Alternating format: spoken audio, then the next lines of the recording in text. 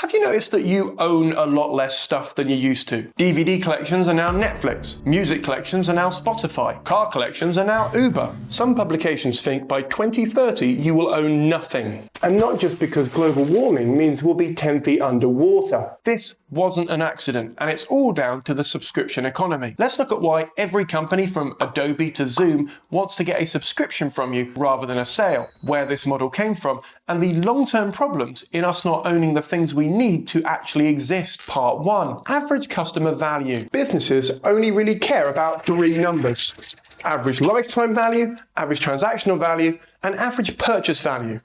These 3 numbers tell a business what your value is to them. That sounds clinical, but that's business for you. If we take Microsoft Office, for example, you used to pay £200 for the software every 10 years or so. Low lifetime value, low number of transactions, and a medium purchase price. Now you spend £6 a month to get Clippy to help you write breakup emails. They get a lower monthly value, but it's for every single month for the rest of time. This is the main reason businesses love a subscription model. Small but consistent cash flow. Think of it like their very own Patreon community, supporting the future creations of videos for this channel. There's a link in the description below.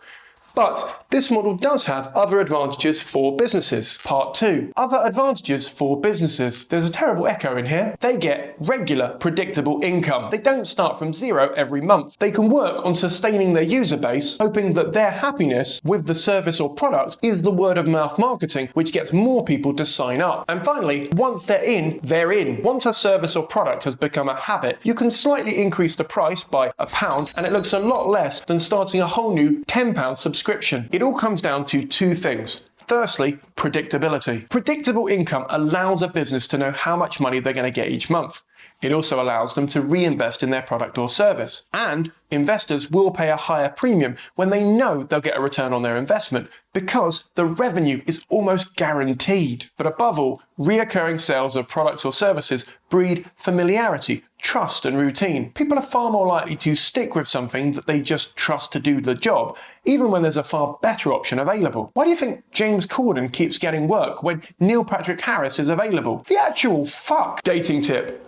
Always give the girl using Hotmail a chance. It shows she's into commitment, even when she knows there's clearly better options out there. Reoccurring sales are an easy way for a company to stay connected to a customer instead of them just making a one-time purchase. And secondly, owning the land.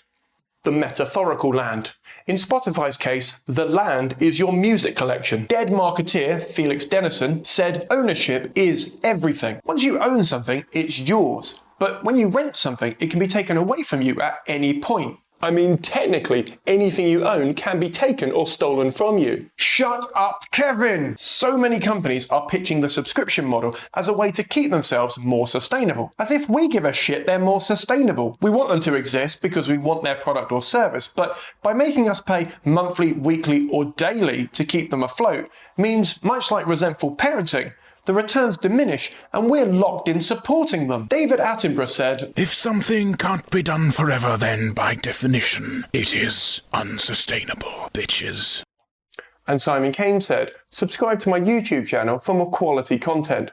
Seriously, there's been at least 4 jokes up to this point. You at least owe me a like. Look, I don't want to tread all over your flower bed, but this plan to make everything a subscription model isn't going to work. They'll still make DVDs, just fewer of them, and eventually the only place we'll be able to access films will be streaming or torrenting sites. Oh, a pirate's life for me! If you own the land, you make the rules. I've done a full video on this being a foundational principle for everything Amazon is doing right now. You can find it linked below.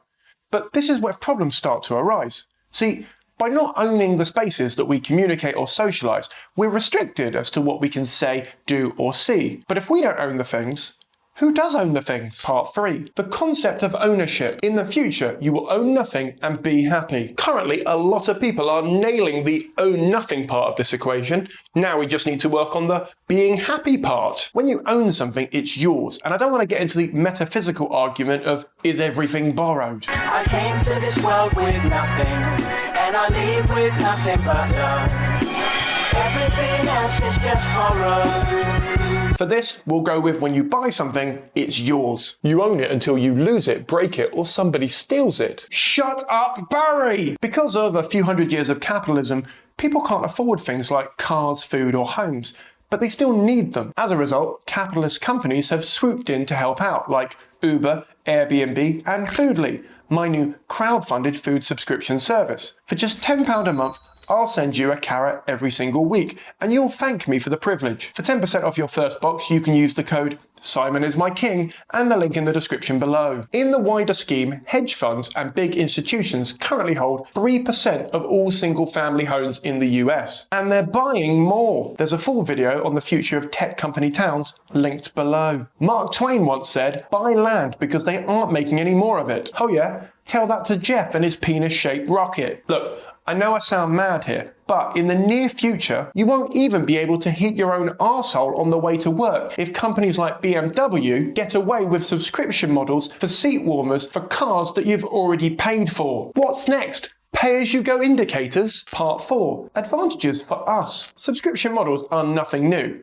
When I was a kid about 300 years ago, I used to subscribe to magazines to save me time buying them. Not those sort of magazines. Porn, clearly. Back then, you'd subscribe and you'd get something you owned.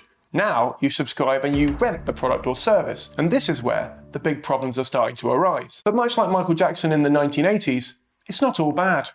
Subscription models do offer us, the customer, some advantages. Firstly, we don't need to store as many things. Secondly, we have instant access to things we want that we wouldn't have just had laying around. And thirdly, customized algorithms to help us find new stuff we might be interested in. You also don't need to remember to buy certain things, as companies will remember to send it to you. And finally, you'll gain access to something that you might not be able to afford right now, like a boat. The problem comes when the model is being used for things we just want to buy once or don't need to buy very often. Part 4. Advantages for creators. With automation on the rise, more and more people are trying to build their own online community and audience and business, which can't be replaced by a robot. Once more for the people at the back. An increasing number of people have seen the writing is on the walls, so have started to try and create a job which can't be taken away from them. Creators are using sites like Patreon, linked below, Substack or OnlyFans, linked below, to ask their audience to support the future of their creative work. This allows an audience to support their favourite creators directly and allows creators to support themselves independently, instead of being dependent on the ever-dwindling AdSense paychecks. This is why I don't believe the subscription model is all bad. Creators are going to become dependent on this model in the future for their income. Creators who wouldn't make it on mainstream TV channels because, and I quote, "Even though the concept for a show where you break down tech and surveillance capitalism problems in a comedic way is great, you're not famous enough that we could take the risk on it." Real response: subscribe and prove Channel 4 wrong. Part 5. So what can we do about it? Not a lot. There are several big things happening at once that are causing this issue. Let's swallow a truth pill together. It's actually my vitamins, just hang on. Companies are automating, which means that more and more people don't have jobs / money. As a result, companies want to lock in people who have money to a subscription service in order to build loyalty and ring-fence off their disposable income from their competition. Because why should we live in a world where competition is encouraged? And secondly, everyone wants stuff for free, but nobody wants to work for free. As a result, the short-term appeal of getting every film or album for £10 a month is about to burst. I loved the idea of having every song available in my pocket. However, the reality is I only listened to about 30 songs from my teen years, so I don't need the entire Spotify catalogue. And finally, never-ending obsolescence, never-ending waste, and a single monopoly controlling everything I ever need to use. It's times like these that I'm glad I invested in that company that makes tiny violins. Such exponential growth does not occur in nature, except maybe in cancer, and the growth ceases once the host has been completely consumed. On paper, Uber sounds great. Being able to hail a car like magic and it'll take you to wherever you want to go. The drivers work for themselves. You don't need to own a car.